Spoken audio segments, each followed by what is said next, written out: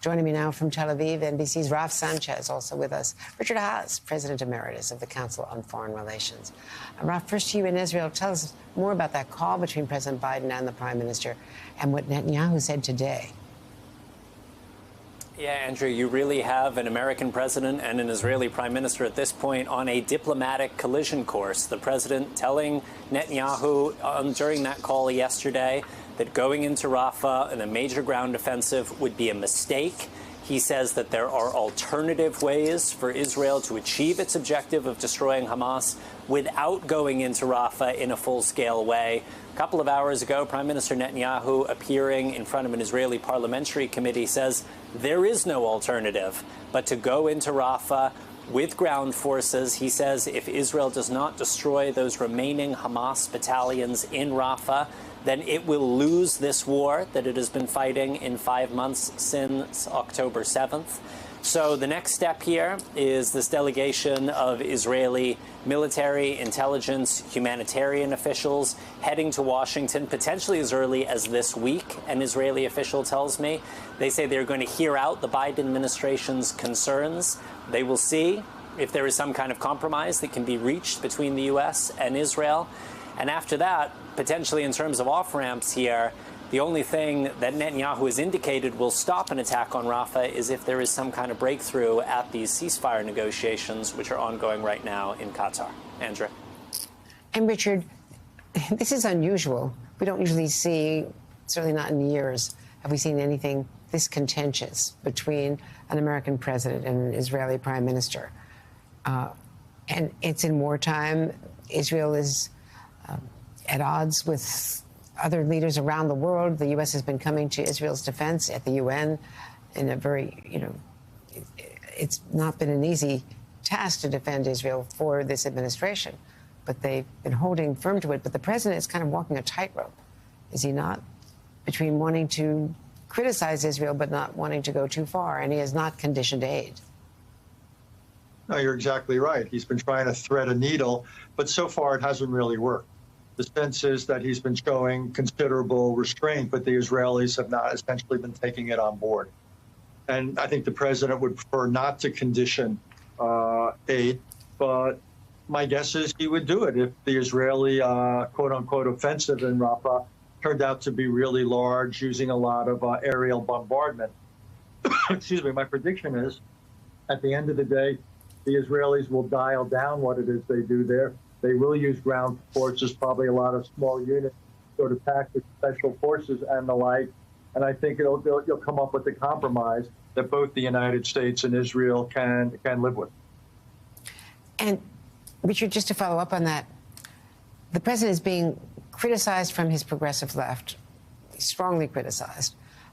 They're going to have a hard time getting that Israeli aid package through with an increasingly large number of Democratic senators against it unless the weapons are somehow conditioned. Senator Van Hollen, not just Bernie Sanders now, and others were joining that group. The White House has been reluctant to attach conditions to the aid. But it does seem like, it's a lose-lose situation for the administration politically. Well, it seems to me there's a difference, Andrea, between placing conditions on the use of U.S. military equipment, say in how it's used in Gaza, and denying the transfer. Israel faces threats, for example, from Hezbollah in the north in Lebanon. Who knows what would happen with Iran?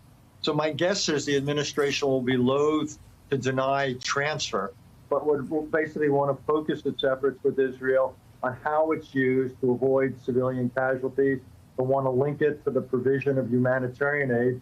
And most of all, and here there won't be a linkage, but I think you'll see a lot of effort with Tony Blinken in the region again, talking about introducing something political.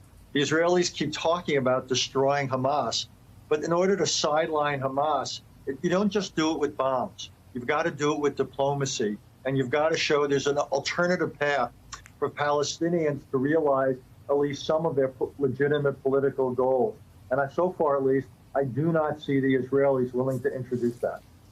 In fact, that is one of the chief criticisms that the White House has, Raf, that the Israelis are just talking about occupation and not turning it over to a combined, unified Palestinian organization, and the Palestinians have recently signaled again an unwillingness to reform themselves by appointing, a caretaker prime minister who does not match anything that the U.S. wants. So on both sides there, they've been failing any kind of U.S. test for moving forward with a real plan.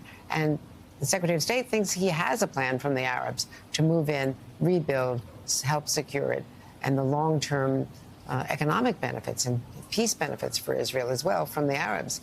And Blinken, by the way, also in a speech today, or in a comments today in Manila, said that that Gaza is now the first population that is entirely suffering from famine.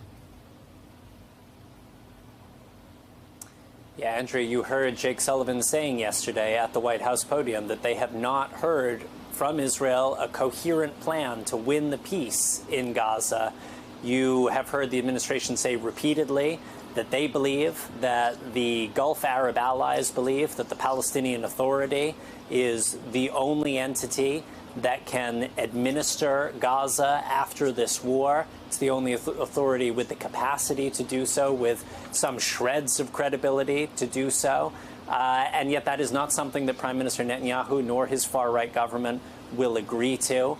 And you are hearing the Prime Minister sketching out a vision in Gaza that looks a lot like the occupied West Bank, where you have Israeli forces moving into the cities at will, where they can go anywhere, where they can arrest anyone. And that is really the opposite of the vision of a two-state solution that you have heard from President Biden, from Secretary of State Blinken, as being really the only long-term way out of this. The Secretary is heading back to the Middle East tomorrow. He's going to be talking a lot about this effort to get more aid into Gaza. You mentioned that really devastating report that came out yesterday by this UN-backed group of experts saying half of Gaza's population is now facing catastrophic hunger and that famine is imminent at this point in the north of the Strip. Andrew? And Richard, I know you've got to go, but could you comment on Donald Trump's statements about Democrats being anti-Semitic, or people being anti-Semitic if they vote Democratic? We played the quotes earlier, and the whole comment from his campaign manager that Democrats are an anti-Semitic terrorist cabal. Andrea, I could say a lot. I'll just say it's beyond offensive. I don't like to be lectured about how to practice my religion and what makes me observant or not. And politically, I would just simply say I've never thought not criticizing is a sign of loyalty. I've often thought, look, when I disagree with American policy, I not only have the right, I have the obligation to speak up. Doesn't mean I'm not pro-American, I'm not patriotic. If I think we're doing something that's not in our self-interest, I'd say the same thing about Israel. I support, obviously, Israel, the Jewish state, but Israel also makes mistakes. And when it does, I believe those who care about it, again, have not just the right, but the obligation to speak out without Donald Trump or anyone questioning my motives or my loyalties or anything else. I should point out, Richard, that you, for decades, were involved at the highest levels of the State Department and the National Security Council working on behalf of peace for Israel. Thank you very much. Richard Haass, Ralph Sanchez.